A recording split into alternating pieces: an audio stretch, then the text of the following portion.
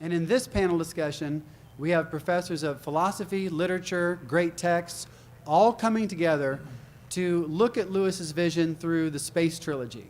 The space trilogy has come up again and again in this conference, and I hope that that has the result that more people read it. And so what we're going to have here is a really neat situation where each one of these scholars is going to take one of the books in the trilogy in order and deliver some thoughts on that, and then throw it open to Q&A. Without any further ado, Dr. Weaver. Thank you, Trent. Prefatory remark, my wife shared some advice, some professional advice about public speaking. She forwarded an email, and it had some axioms of public speaking, and one of those was never give a public talk between the hours of 2 o'clock and 4 o'clock in the afternoon. This has something to do with our circadian rhythms of sleep. And then the authors of this article go on to say that if you must give a public presentation between the hours of 2 and 4, never follow Alan Jacobs and David Jeffrey. It is a pleasure to follow and, well, to speak in the company of these figures and my colleagues Doug Henry and Scott Moore. So thank you all for coming. Thank you, Trent and Frank, for this opportunity. I'd like to open this roundtable discussion with a passage from Out of the Silent Planet. It's a passage I use often to introduce works of science fiction in my great text courses. You might be thinking, how often could you possibly be teaching science fiction in your great text program? Well, quite often, in fact. In the ancient course, there is the Odyssey. In the medieval course, there is Dante's Paradiso. In the early modern course, Thomas More's Utopia. And in the modern world, Swift's Gulliver's Travels and Voltaire's Candide. These are not, of course, science fiction, sci-fi, or even SF, but they do represent some literary sources of science fiction. And I think the best science fiction exhibits some characteristics common to these classics of the Western canon. In Out of the Silent Planet, you may recall, the college professor Elwin Ransom has been kidnapped and taken to Mars, or Malacandra, as the planet is called by its inhabitants. He escapes his captors and finds sanctuary among the native species, who turn out to be intelligent. He becomes fluent in their language, and he meets 3 species of intelligent life on the planet: the towering and austere Sorns, the gregarious Harassa, and the industrious Fiffletriggi. Late in the novel, Ransom is at a sacred assembly of Malacandra, and he encounters yet another alien species. 2 specimens are marched into the assembly under arrest, and Ransom describes them as they come into view. And if you've read some of the text I mentioned above, you might recognize the alien form he represents here. And I quote, the light was behind them as they entered between the 2 farthest monoliths. They were much shorter than any animal he had yet seen on Malacandra, and he gathered that they were bipeds, though the lower limbs were so thick and sausage-like that he hesitated to call them legs. The bodies were a little narrower at the top than at the bottom, so as to be very slightly pear-shaped, and the heads were neither round like those of Harassa, nor long like those of Sorns, but almost square. They stumped along on narrow, heavy-looking feet, which they seemed to press into the ground with unnecessary violence. And now their faces were becoming visible as masses of lumped and puckered flesh of variegated color, fringed in some bristly, dark substance. Suddenly, with an indescribable change of feeling, he realized that he was looking at men. The 2 prisoners were Weston and Devine, and he, Ransom, for one privileged moment, was looking at them with almost Malacandrian eyes. This little vignette illustrates what it is that science fiction does and why it is that we read science fiction. Science fiction allows us to immerse ourselves in a different world, a different landscape, different culture, a different order, so that we might discover anew what it is to be human. In various ways, this same scene is replayed over and over again in sci-fi. I believe Lewis lifts it straight from one of the classics I mentioned earlier. Do you recognize it? It's from Gulliver's Travels. It's Gulliver in Book 4 after his stay with the horsey people, the Wenhams, and his failure to recognize humans on his return to human civilization. But where Gulliver's misrecognition of the human form stems from his suddenly contracted misanthropy, Ransom's misrecognition is a sign of his growth as a human being. For Ransom has come a long way since his kidnapping, and a parallel scene of misrecognition at the beginning of the novel can help us measure how far he has come. Excuse me. For reasons of time, I have to condense a beautifully written episode of several pages, but hopefully this will be enough to evoke your memories of this enchanting scene. Early in the novel, Ransom persistently, doggedly calls the Earth, seen from the window of his spaceship, the moon. Not having ever seen the Earth from outer space, and not being fully aware of where he is, he ignores all the evidence and sees in the full Earth outside the window a larger and brighter moon. By leading with the familiar and the name moon, Ransom represses the truth and the discovery of what is right, and he represses the discovery of what is right in front of him. He assimilates his uncanny experience into what is familiar and known. How far he has come by the time of the Malacandrian assembly. There is, in this late scene that I read earlier, not just a misrecognition of the human form, but a hesitancy to name the creatures before him, men. And it is a mark of Ransom's maturity that the naming, the discovery or rediscovery of this word, man, follows so much description and comparison. He is far more receptive to what is right in front of him, seeing a familiar form with new eyes. When he says their legs were like sausages or their bodies were like pears, he is not taking an objective view. He is drawing comparisons. He's writing poetry. This is not assimilating what is foreign to what you know. It is accommodating what is right there in front of you, however familiar or not, accommodating it into a fuller experience, a fuller imagination of the world. In this growth of Ransom from assimilating to accommodating, Lewis gives an inspired vision for the possibilities of the science fiction novel. It is deeply informed by his understanding of philology, the study of language, the study of words. For something like this happens when we study a language. We begin with the primitive and reductive experience of Ransom looking at the full Earth from outer space and calling it the moon. We assimilate the foreign to what we know. We translate words literally. We rely heavily on dictionaries, bilingual dictionaries, and we persist in translating idioms literally and trying to make our own idioms work in the foreign language. But that is elementary. At a certain point, assimilation has to stop and something else happens. If we hope at all to make progress in a language, we have to entertain other ways of doing and saying things. We have to start thinking in a language, and even, as I believe Lewis reported doing, dreaming in a language, a foreign language.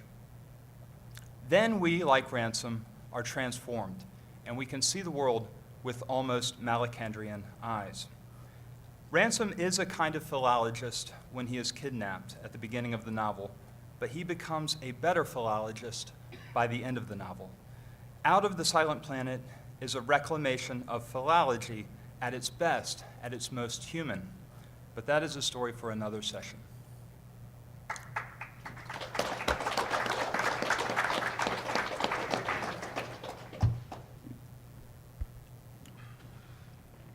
Within Paralandra, second of the trilogy's novels, we find some of Lewis's most theologically probing and imaginatively refined work.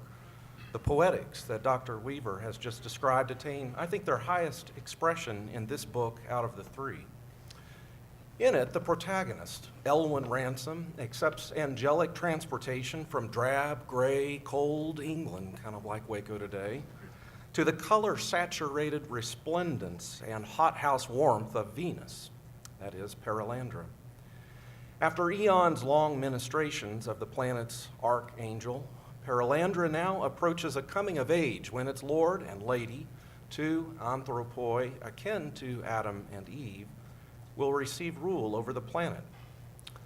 Ransom arrives, uncertain of his purpose, but he revels in what he finds.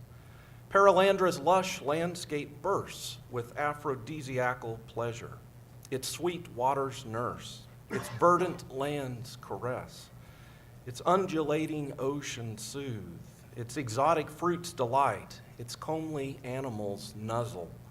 Ransom finds an unspoiled Edenic paradise.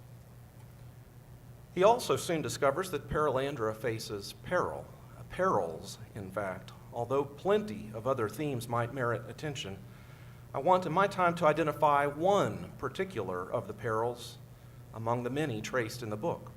It's a peril rooted in the nature of erotic desire and human longing.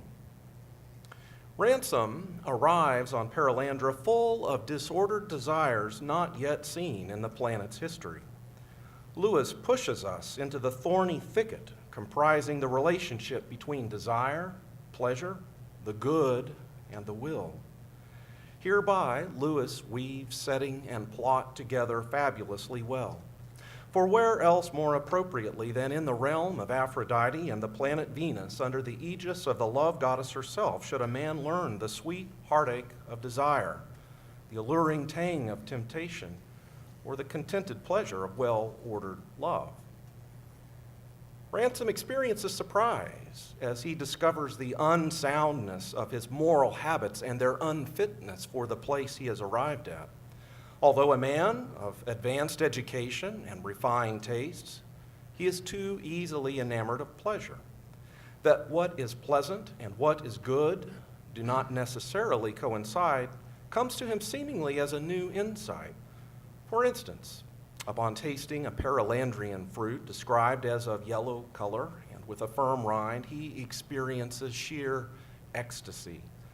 It was, the book reads, like the discovery of a totally new genus of pleasures, something unheard of among men out of all reckoning, beyond all covenant. As he let the empty gourd fall from his hand and was about to pluck a second one, it came into his head that he was now neither hungry nor thirsty, and yet to repeat a pleasure so intense and spiritual seemed an obvious thing to do. His reason, or what we commonly take to be reason in our own world, was all in favor of tasting this miracle again. Yet something seemed to oppose this reason. It is difficult to suppose that this opposition came from desire. For what desire would turn away from so much deliciousness? But for whatever cause, it appeared to him better not to taste again. Perhaps the experience had been so complete that repetition would be a vulgarity, like asking to hear the same symphony twice in a day. Later, he stumbles through a grove of what he comes to call bubble trees, full of shimmering globes, the bursting of which filled his nostrils with a sharp, shrill, exquisite sense, and to his eyes made all the colors about him seem richer. Again, quoting the text, looking at a fine cluster of the bubbles which hung above his head, he thought how easy it would be to get up and plunge oneself through the whole lot of them and to feel all at once that magical refreshment multiplied tenfold. But he was restrained by the same sort of feeling which had restrained him overnight from tasting a second gourd. This itch to have things all over again, was it possibly the root of all evil? No. Of course, the love of money was called that. But money itself, perhaps one valued it chiefly as a defense against chance, a security for being able to have things over again. Repeatedly, Ransom catches himself upon the verge of sinfully seizing and enjoying inordinate pleasure in Paralandra's goods. Yet guided by the morally well-ordered ways of the Green Lady, Queen Tenedril, Ransom does, in fact, come to enjoy aright Paralandrian pleasures. He decidedly does not retreat into ascetic self-denial, as if beating the desire for pleasure out of himself would simultaneously beat the hell out of himself as well. Although pleasure and the good are not coextensive, neither is it the case that pleasure and wickedness coincide. It depends. The pleasures of a virtuous person are good. The vicious person's pleasure is wicked. Degree of pleasure has little to do with the distinction. Far more important are the kind of pleasure that one enjoys and the purposes of the will in seeking pleasure. Consider 4 distinct features of Queen Tenedril's pleasures upon Paralandra. First, she inhabits a world of divinely superintended gifts. Second, she receives such gifts with gratitude. Third, she finds her pleasure compounded in sharing rather than in hoarding. And fourth, the goods in which she delights are sacramentally significant moments of communion with Malodil. Therefore, it is right and proper for Queen Tenedril to abide by the counsel Virgil gives Dante 2/3 of the way through the Divine Comedy. Let pleasure be your guide. By contrast, we elsewhere witness Weston, the demonic antagonist and would-be spoiler of Paralandra, enjoying pleasures conceived under a diabolically formed counter-imagination. What those vicious pleasures are, and with what results, I won't speak of here. Paralandra then beautifully explores the prelapsarian possibilities of an Edenic paradise full of pleasure. It makes clear the tragedy of humanity's fall. It dramatically reveals the relationship between pleasure and virtue and intellect and will. And in an American culture characterized by the incessant disordered desire for more and more, in a consumer-driven world in which we are driven to acquire as much as possible irrespective of need or satisfaction of desire, Lewis's novel provides a telling critique. Better than that, though, he does not merely tell us off as a mere scold might, but he traces an alternative narrative we might inhabit, both to our good and others. For on Venus, Ransom knows the pleasure of virtuous eros, such as it only can be when it is made subordinate to caritas. With Boethius, one of Lewis's guiding lights, he seems to pray, "O happy race of men, if love who rules the sky could rule your hearts as well."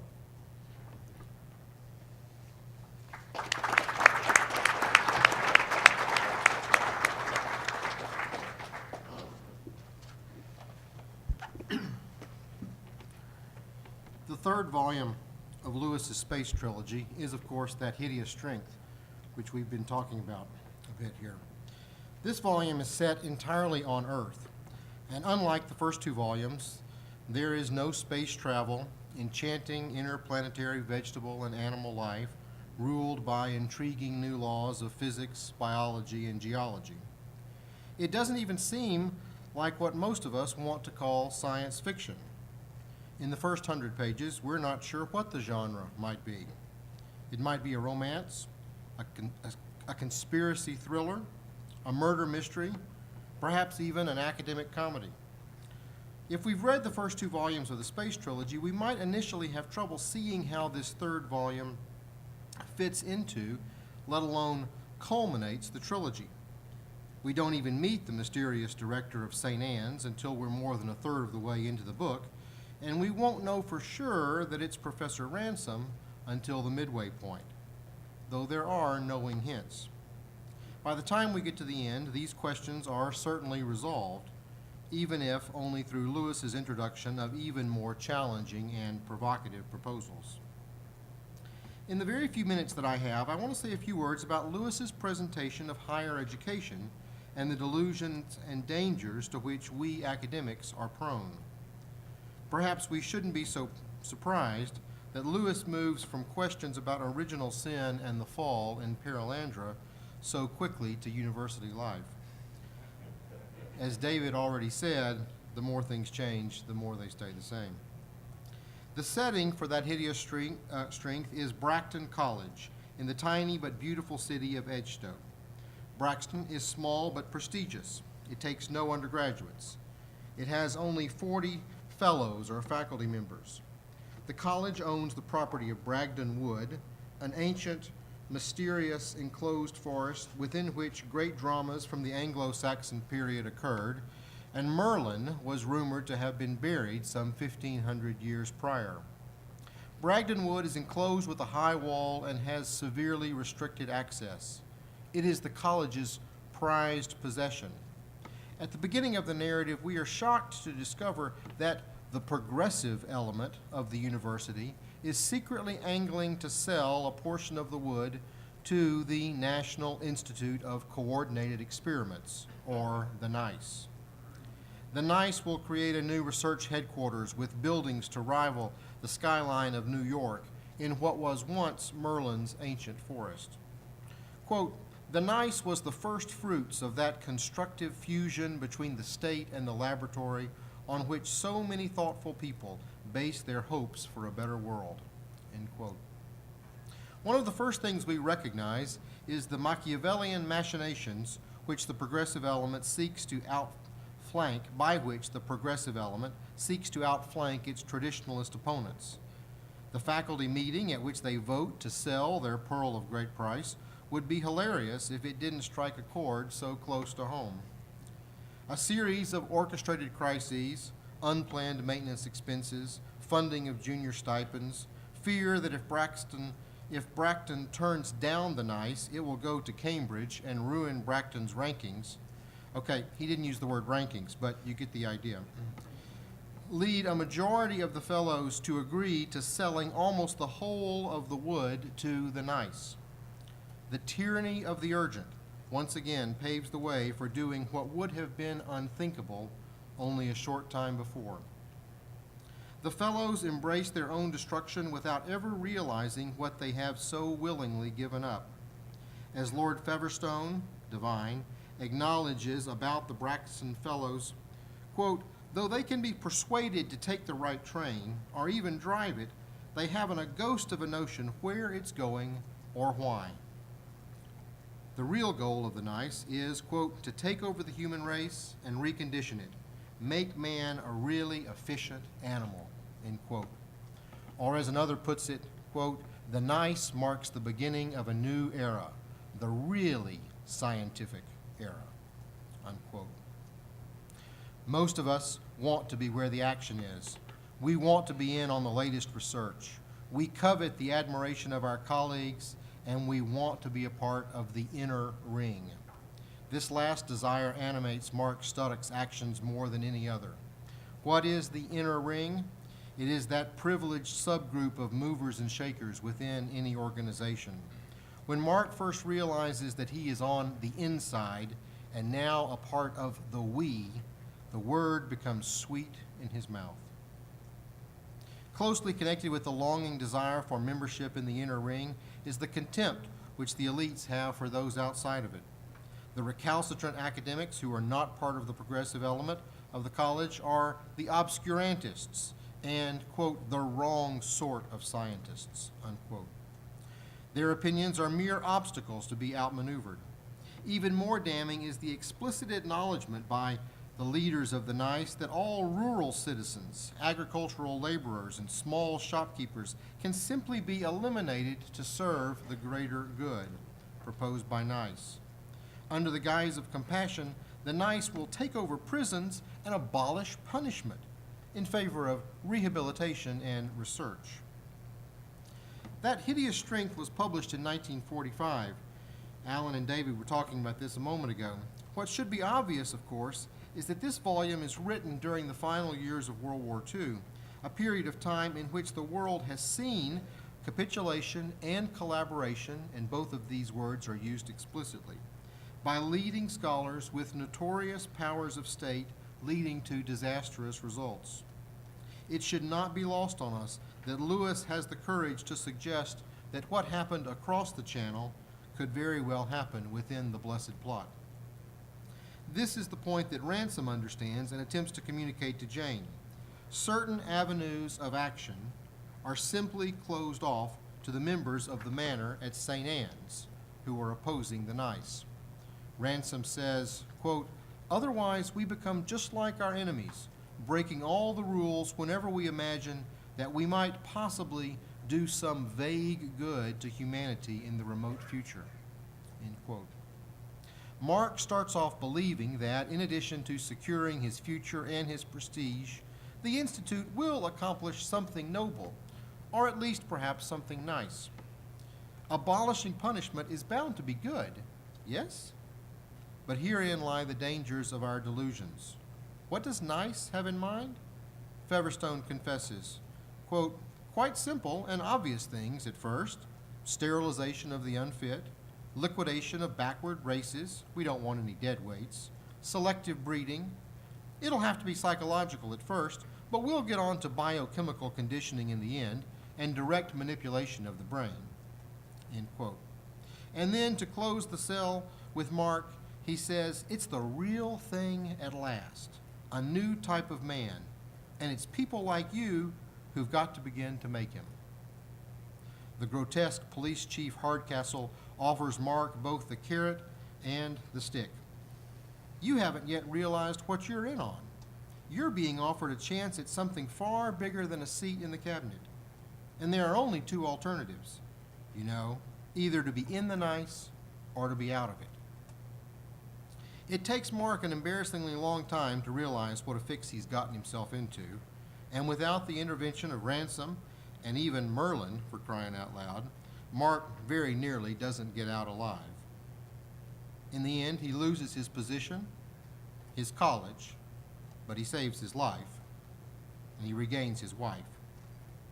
One does not have to accept Lewis's fantastic Cytherean and jovial conclusion to see that as higher education becomes ever more utilitarian in its outlook and beholden to our own nice institutes and sources of funding, that hideous strength continues to offer a cautionary tale to all of us. Thank you.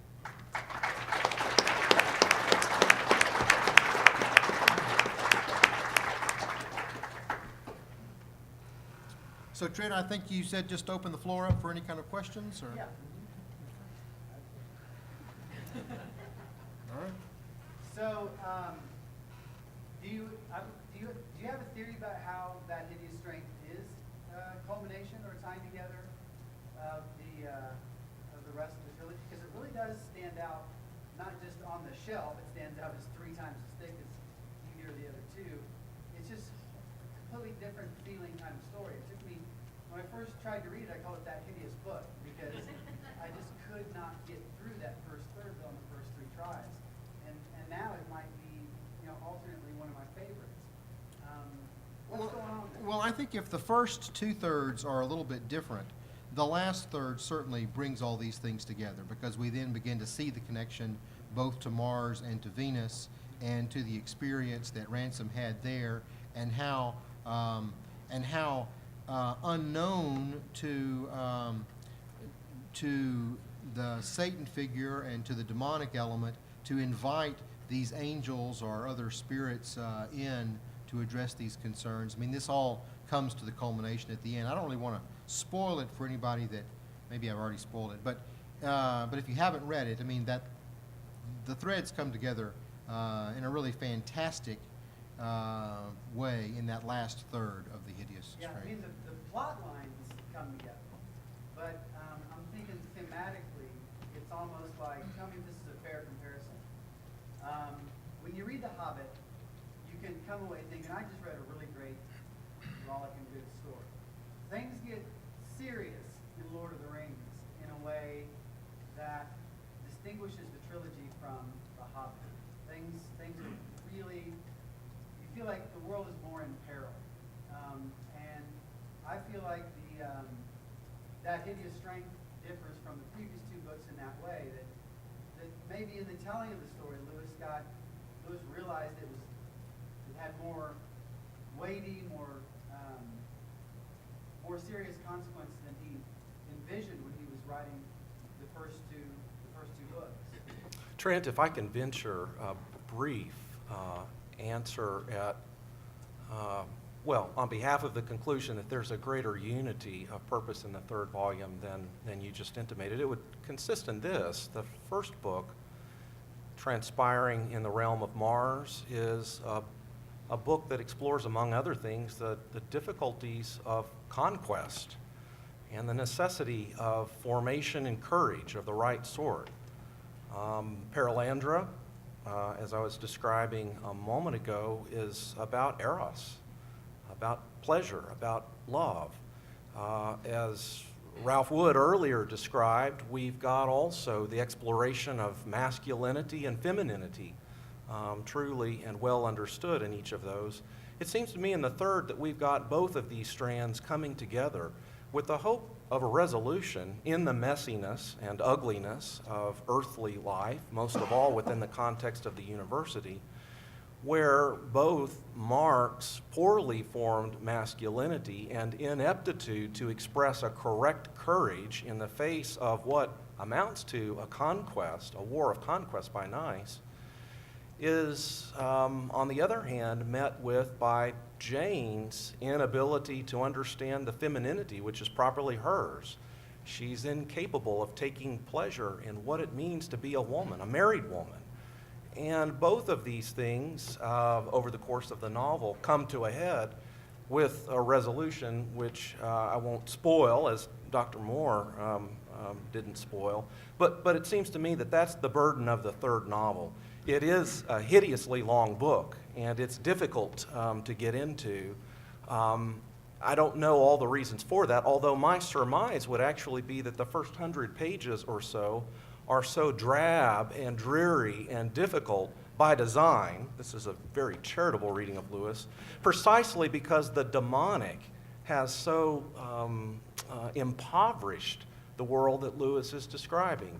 And it can't possibly be a world of fecundity and beauty and loveliness when it's overshadowed by the likes of the demonic characters of nice. Dreariness, drabness, darkness, dullness are precisely the character of the demonic. But whether or not we need quite so much of it, I think I would question that. I just thought that was university life. One more way to think about the unity of these, and there's no question of the difference of these novels, even Out of the Silent Planet and Paralandra are quite different in style and in narrative. But it's in the title of the first novel, Out of the Silent Planet. Tulkandra Earth is the silent planet, and as you recall, I will give away the ending. My colleagues won't, but I will give away the ending. It's an invasion of Earth. It's an invasion of, there has been no communication from the silent planet. The silent planet has gone, there's no communication out, and the silent planet is also apparently deaf to the to this richer form of communication that Ransom discovers on Malacandra and Paralandra. This is a reclamation of I don't that. think that counts as spoiling it. I didn't spoil I it. was talking about the elephants. The actual ending, nobody could ever foresee. That comes out of nowhere. David? I wonder if each one of you might have a different opinion on this, but how the theme of recovering history, right, seeing it properly plays out in each of the three novels. Right, so recovering history, coming rightly to see what the history is, and then also a new way of thinking about history. So you have Ransom's assumptions about what's happened on Malacandra in the first, the vision of prelapsarian possibilities in Paralandra, and then the third, all that crazy business with Merlin. And even at the end of Out of the Silent Planet, him recognizing in the damn difficult Latin of the 16th century, I can't remember exactly how he puts it, that he's starting to see through history, even in Earth's death history, little hints of the truth that he's now discovering on his voyage outside. So with the history of Merlin, prelapsarian, and then the history of Malacandra and Earth's relationship, I wonder if each of you might have an opinion on the role of history through this novel.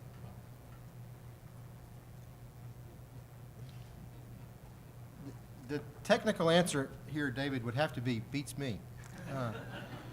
You know, I mean, that's a compelling, interesting way that you've presented it there. I mean, I haven't thought about that, and would need to take some time to think about it. I mean, that is That's an interesting way to go at it. Yeah. Sorry. You got anything better? Very briefly, all Weston can see, the villain of the first novel, all Weston, or the three novels really, all Weston can see is the future. So I think there's an important dialectic there of Weston's exclusive look at what is coming, and Ransom and the Studdocks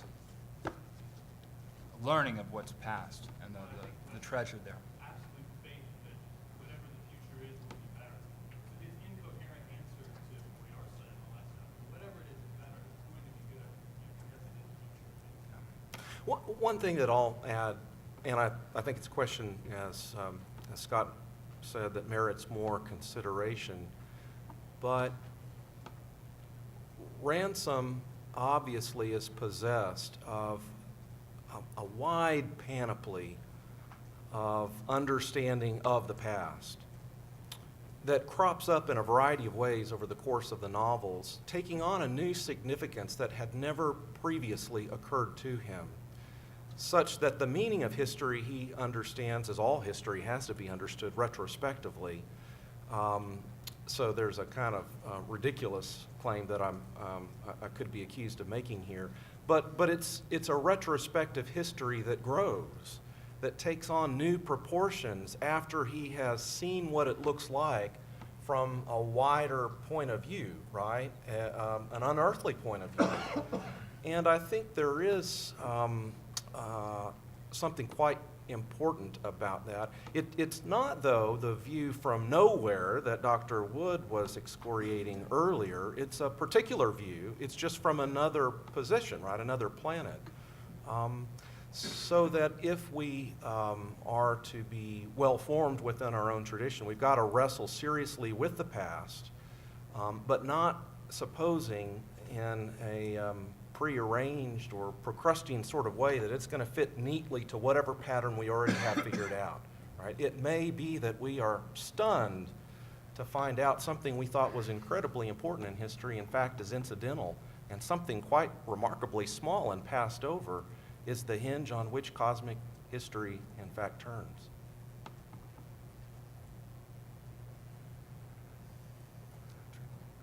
So, one of the things that stands out in the third book is the role of gender and possibly sex in the sense of male and female, and gender is something broader than sex, biological sex. Lewis has been both praised and criticized for his use of sex and gender in That Hideous Strength. And I wonder if each of you could just say a word about that, about his use of gender and sex, about whether you think he's tied. I mean, some people say excoriate him for being stuck in the past and essentializing sex and gender and emphasizing stereotypes and such. Others have praised him for actually being very progressive in those passages. And so I wonder whether you think the people who see him as fairly progressive are more approximately correct, or those who see him as more of a dinosaur reinforcing false stereotypes are more correct, or whether you think he strikes some interesting balance.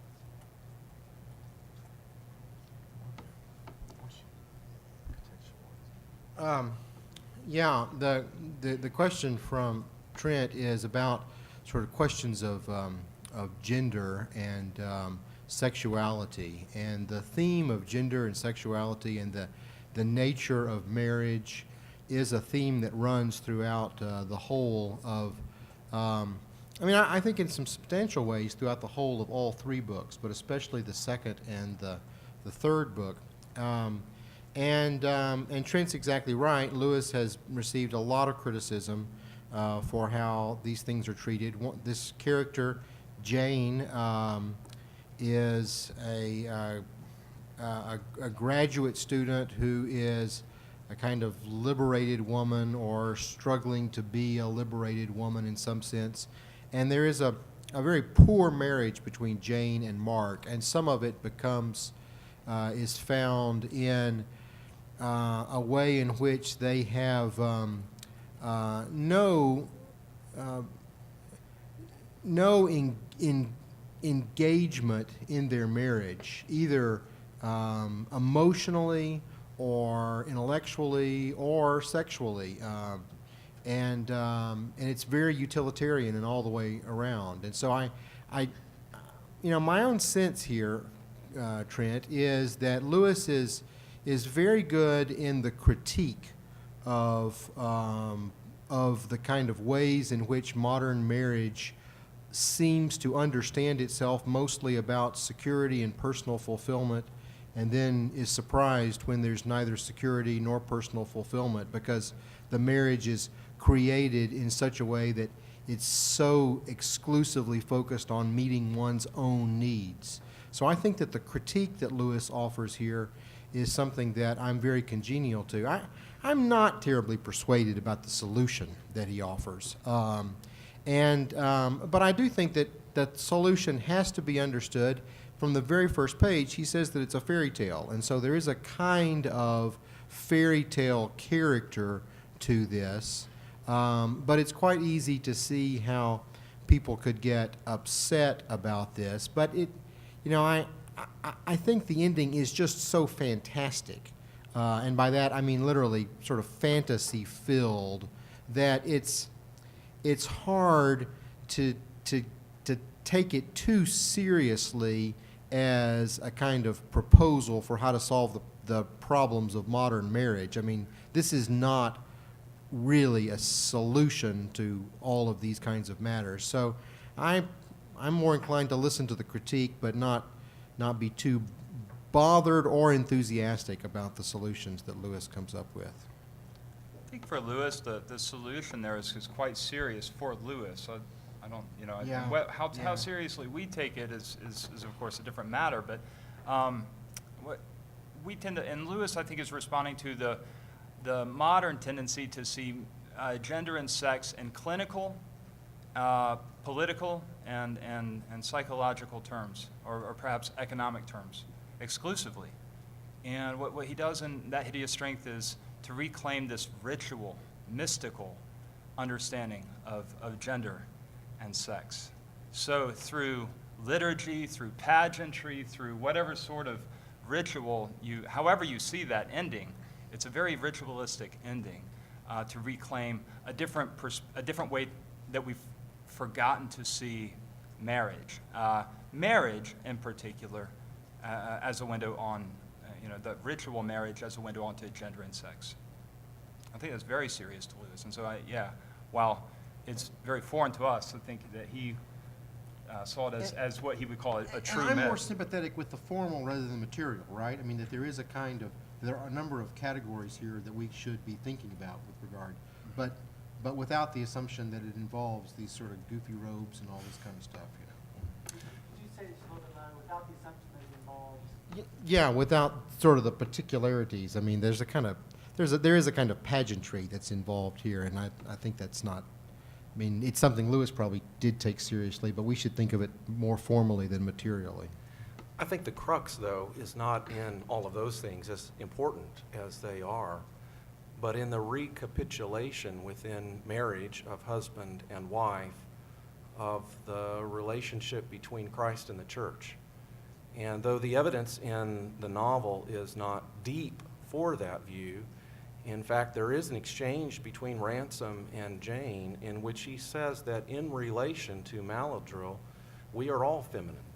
We all receive a superabundance and do so gladly and joyfully. And this fits in, albeit with a very traditional understanding of gender, but I think that Lewis would want to say it's grounded in the revelation of Scripture itself, and that that's the very most important element that the novel is trying to give expression to.